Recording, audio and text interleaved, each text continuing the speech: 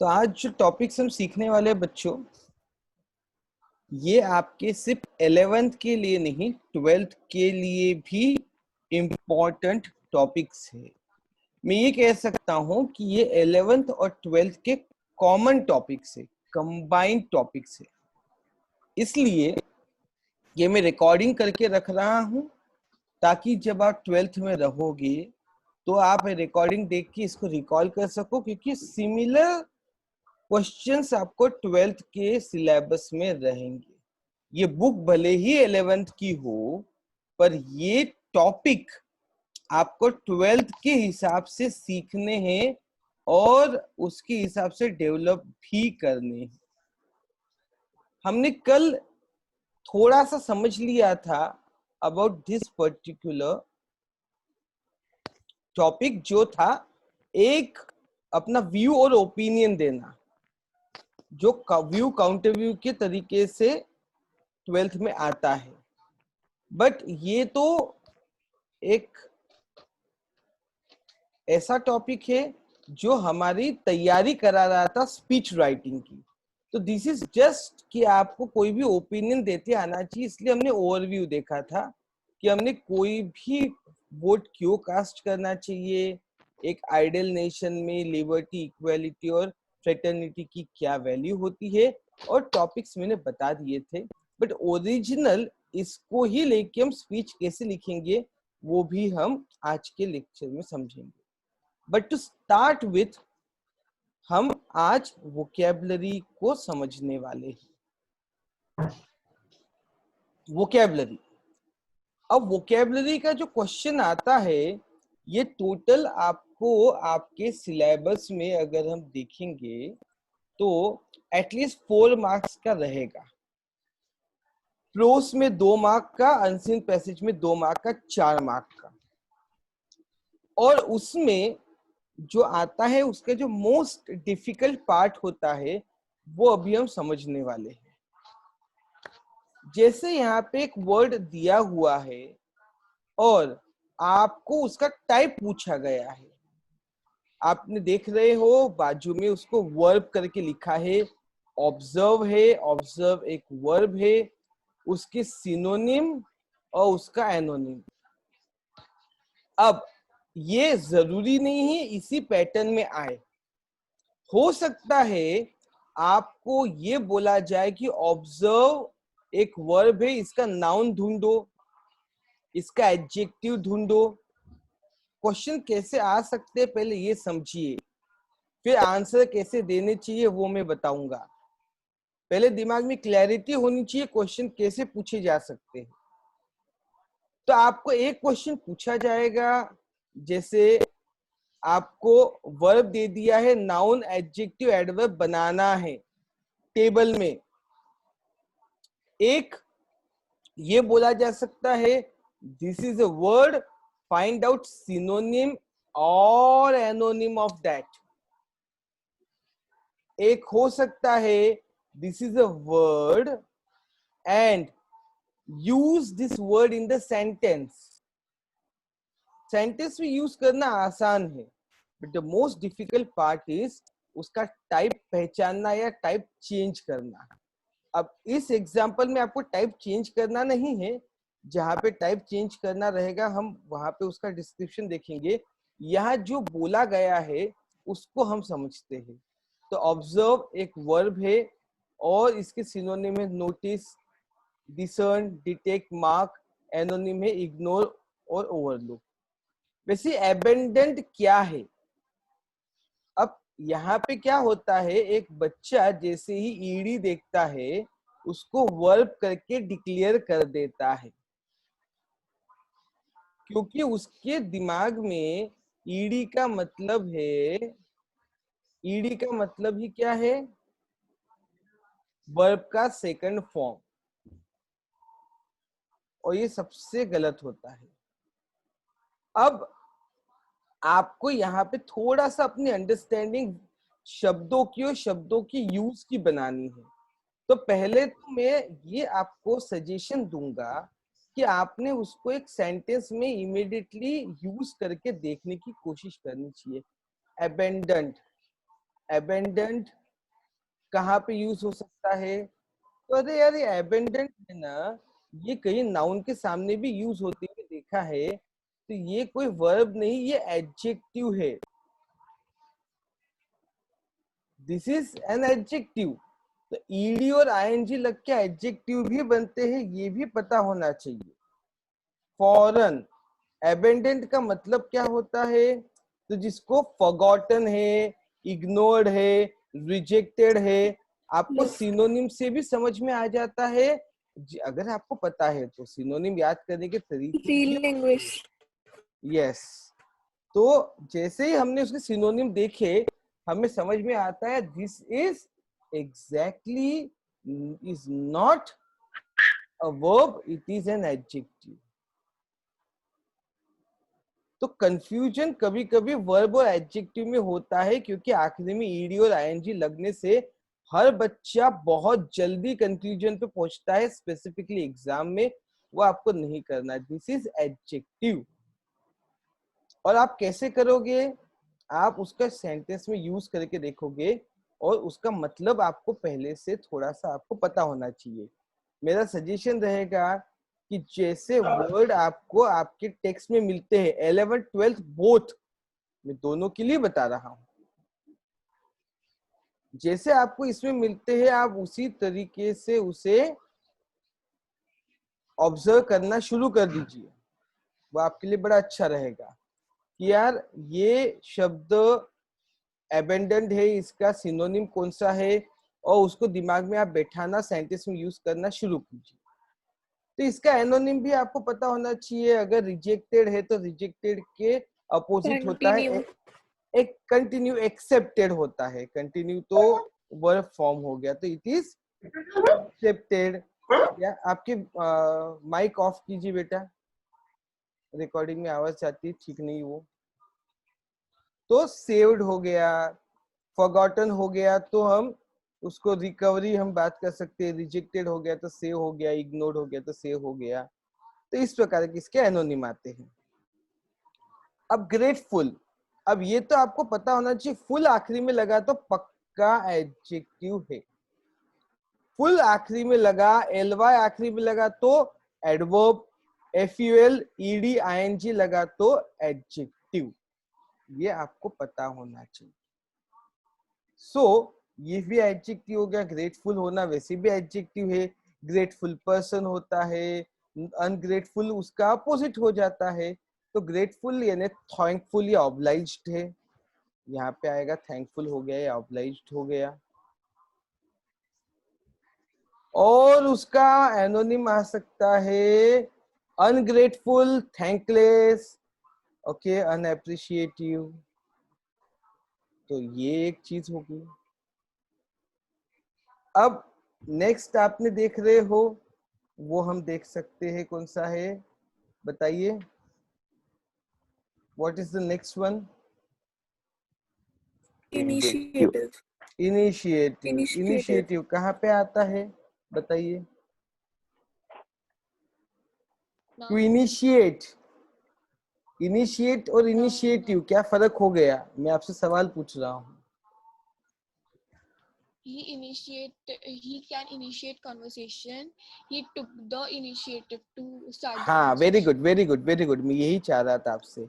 He can initiate conversation. Initiate action है, verb है, पर initiative, he took an initiative, took verb और initiative noun।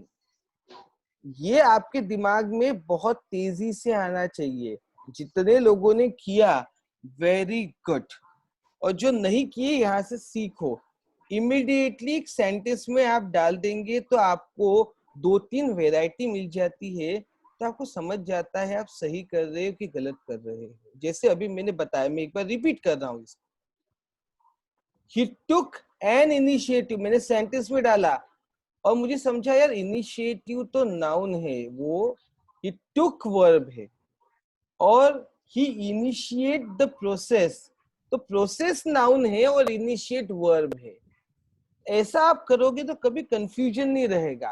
अगर आप सिर्फ ऊपर ऊपर सोचोगे तो हमेशा दिमाग में कंफ्यूजन रहेगा, हमें लगेगा कि इसके 2 या 3 ऑप्शन है, बट नो, तो initiate, initiative, got it, yes और नो?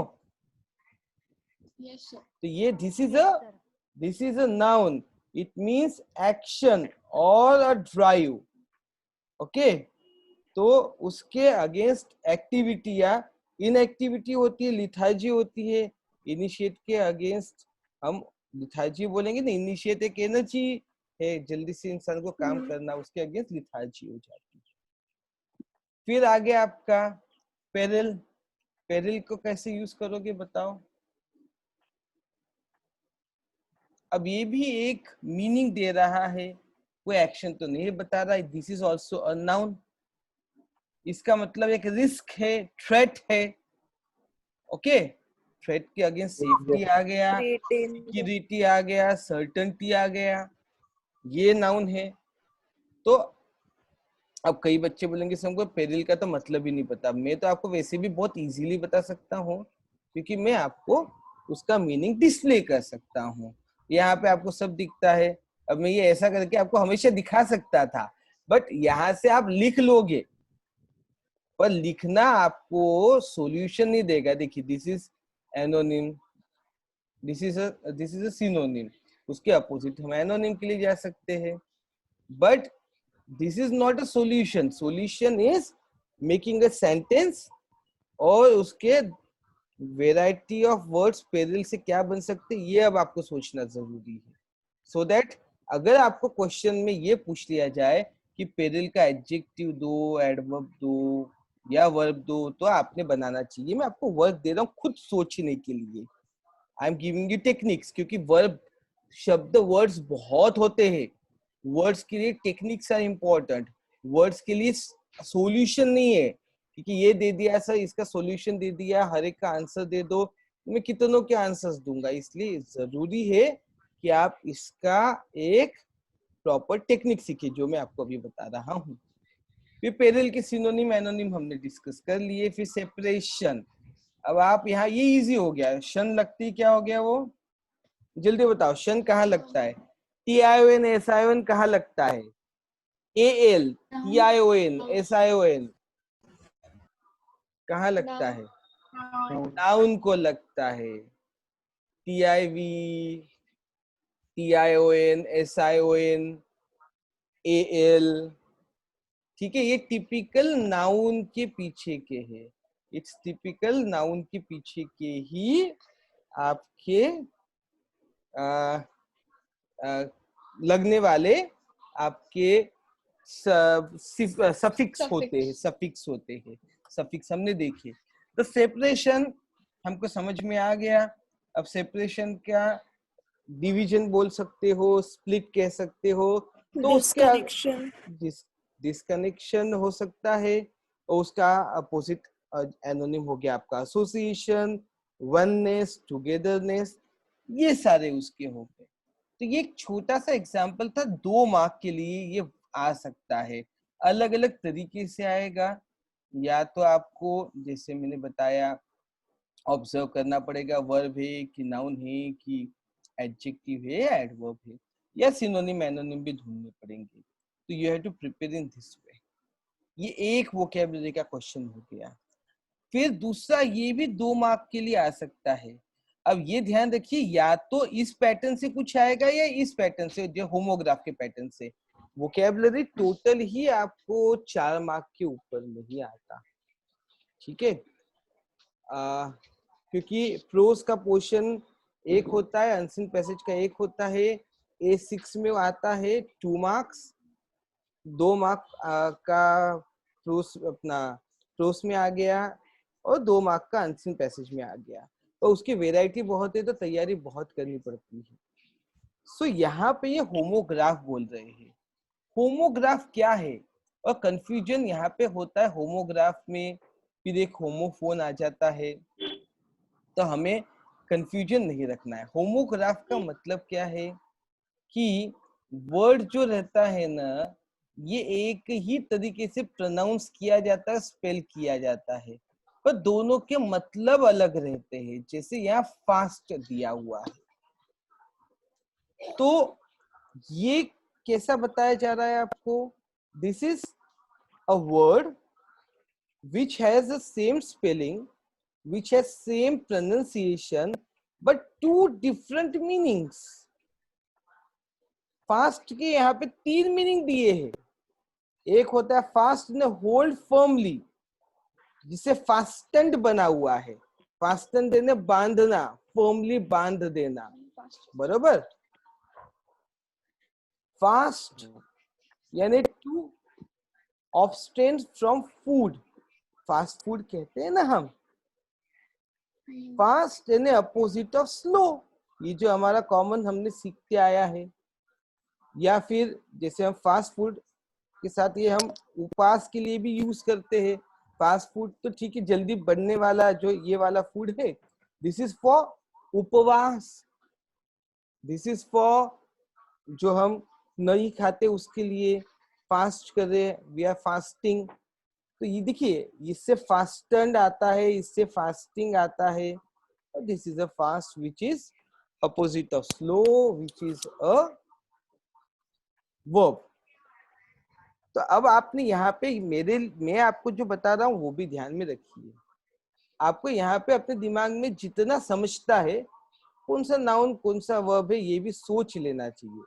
आप खुद के दिमाग में सोचिए, ये आपकी एक्सरसाइज है ऊपर के लिए. बट आपको जो क्वेश्चन आएगा वो ये आएगा कि ये होमोग्राफ को दो अलग अलग सेंटेंस में यूज कीजिए. Use it in two different way in two different sentences. तो आपको एक ये और एक ये अगर यूज करना है तो सेंटेंस कैसे बनेंगे? पहले फास्ट, तो फास्ट के साथ क्या आ जाता है? He is a fast runner. हाँ, he is a fast runner. अब ये हो गया एडजेक्टिव आपका. फास्ट आपने उसकी क्वालिटी बता दी, he is a fast runner.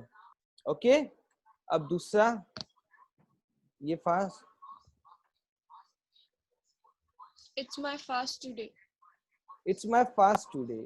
Yeah, many people do fast in the times of Navratri. तो थोड़ा सा ये एक और सजेशन में दे रहा हूँ जो आपको ध्यान रखना है. हमने एक बड़ा और प्रॉपर सेंटेंस बनाना है. इट्स माय फास्ट टुडे ये एक छोटा सा और एस्केपिंग सेंटेंस. हाँ, मेरा सजेशन रहेगा कि आप एक, जैसे मैंने आपको बताया ना, many people do fast in the time of Navratri. ठीक है, many people observe fast in the time of Navratri. आपने इस प्रकार के सेंटेंस बनाने चाहिए जो एक प्रॉपर आपकी नॉलेज को दे. अब आप बोलोगे सर मार्क्स तो मिल जाएंगे, बहुत लोगों का लॉजिक रहता है और मुझे बच्चे बोलते भी सर ये दिस माय फास्ट टुडे भी तो मार्क्स पूरे मिलते हैं. मार्क्स पूरे मिलते हैं, इम्प्रेशन आधा हो जाता है. एज ए इवेल्युएटर आपको बता रहा हूँ, मार्क्स पूरे मिल जाएंगे आपको, नो डाउट. बट क्या हो जाएगा आपका जो है इवेल्युएशन कमजोर हो जाएगा. वो ये समझेगा कि ये जो है ये एक ऐसा बच्चा है जो शॉर्टकट मारता है. तो एक प्रॉपर अगर आप करोगे तो आपका इवेल्युएशन में आगे के मार्क्स कमाने में आपको मदद मिलती है. साइकोलॉजिकल आपको एक एडवांटेज मिलता है.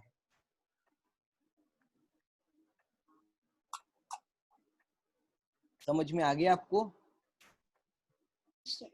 अब यस सर. अब ये एक ग्रामर का क्वेश्चन मैंने आपको कल समझाया था और आपको होमवर्क करके मैं छोड़ के गया था. क्या आपने इसको सही प्रकार से समझा है? बताओ. यस. पक्का समझा है? चलिए मुझे एक्सप्लेन करके बताइए थोड़ा सा. समझा है? ये क्वेश्चन आता है, दिस इज अ क्वेश्चन जो नॉर्मल तरीके से भी पूछा जा सकता है आपको एज एन आंसर, और ग्रामेटिकल इसमें भी आ सकता है. तो ये दोनों तरीके से पूछा जा सकता है, इसलिए बहुत इंपॉर्टेंट है ये पैटर्न को समझना.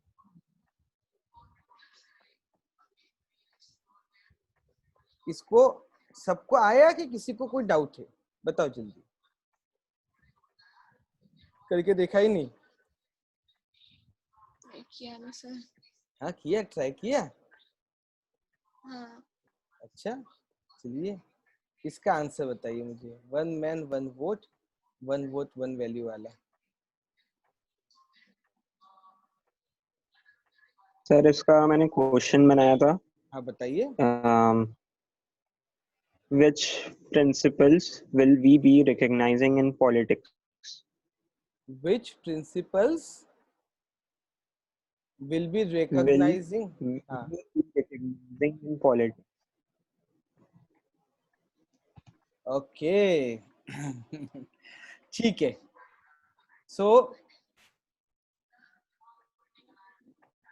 आपको क्वेश्चन को फ्रेम करते भी आना चाहिए, ये इसका मैसेज था मेरा। चलिए मैं आपको इसको एक और बार समझा देता हूँ। आप लोगों ने गलत किया है ऐसा नहीं है, बट कुछ जो बारीकियां आपको समझनी जरूरी है। ये मार्क्स ग्रामर में पूरे कट्टे या पूरे मिलते हैं, इट्स लाइक मैथमेटिक्स, या तो फुल या फिर जीरो। तो होता क्या है ये ध्यान रखिएगा, एक स्टेटमेंट उठाया जाता है, जैसे यहाँ से यहाँ तक पूरा स्टेटमेंट, और उसके एक पोर्शन को अंडरलाइन कर दिया जाता है, और आपसे बोला जाता है कि आप एक ऐसा क्वेश्चन फ्रेम कीजिए, ऐसा क्वेश्चन फ्रेम कीजिए जिसका आंसर ये अंडरलाइन सेक्शन बनता है। इसे यहाँ बताया जा रहा है, the underline part of the statement provide some fact information about social democracy. Remaining part of the sentence which is not underlined can be converted into a WH question.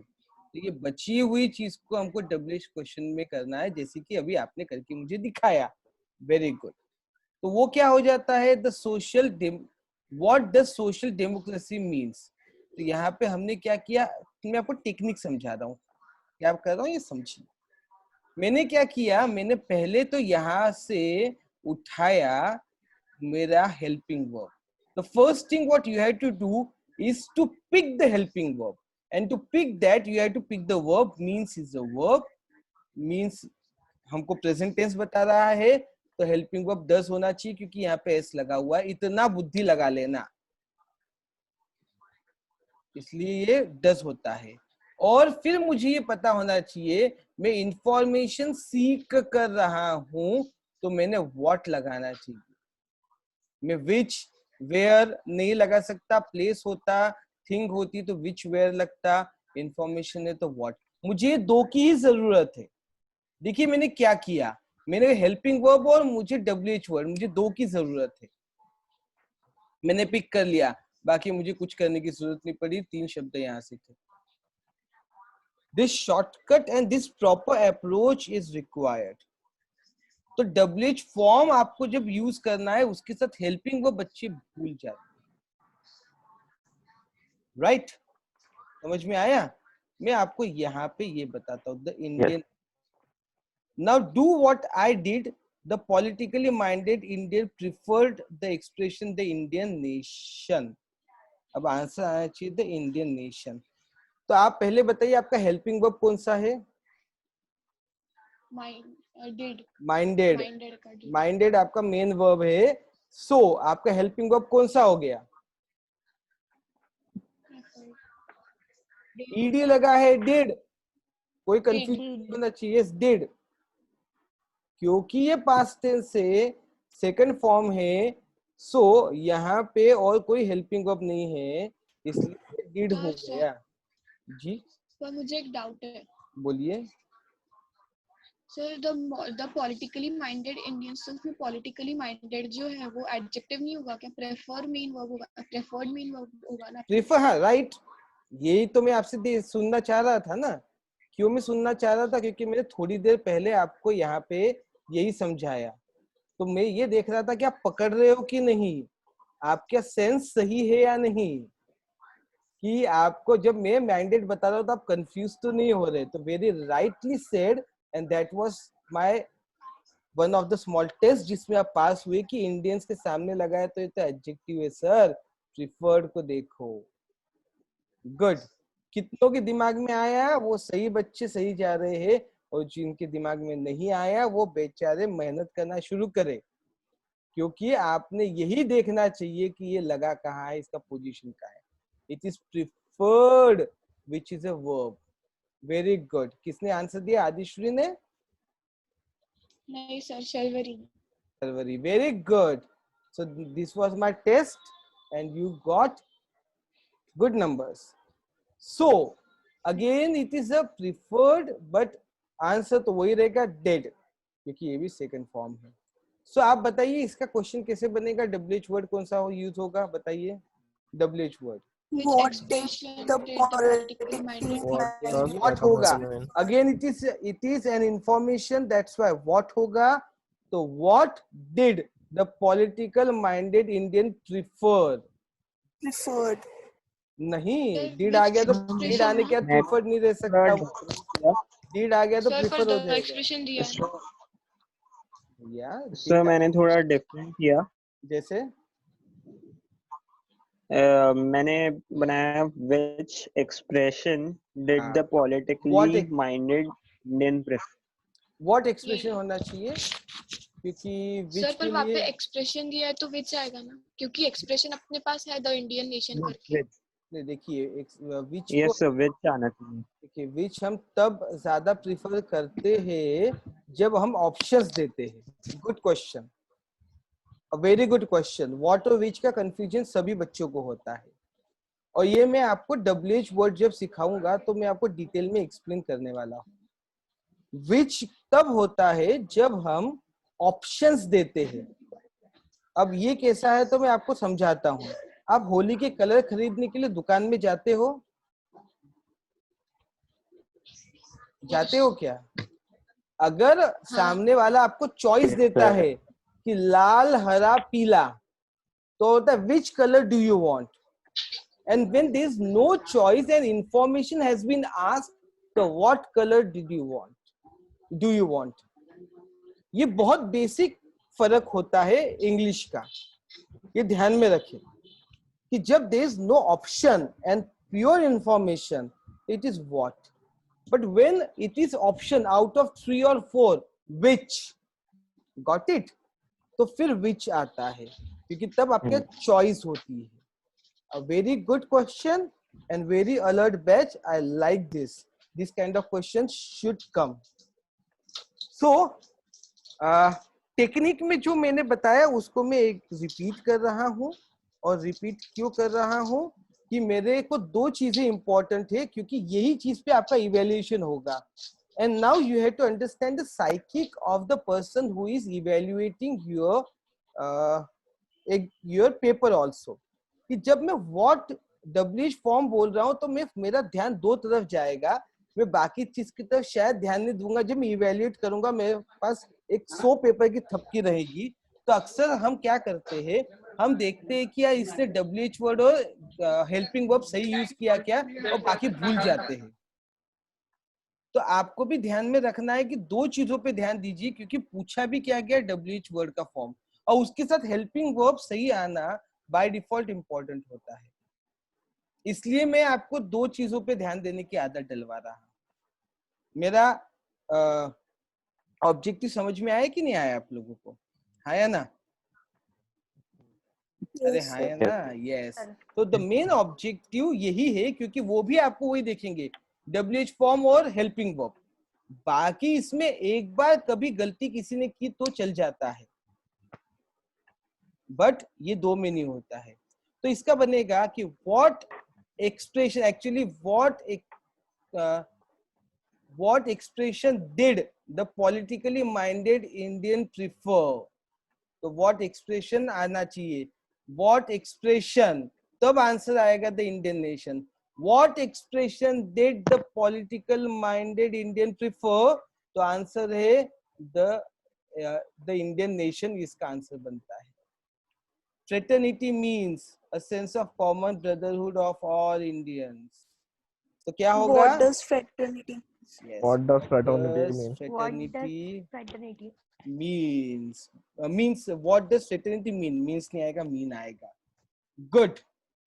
So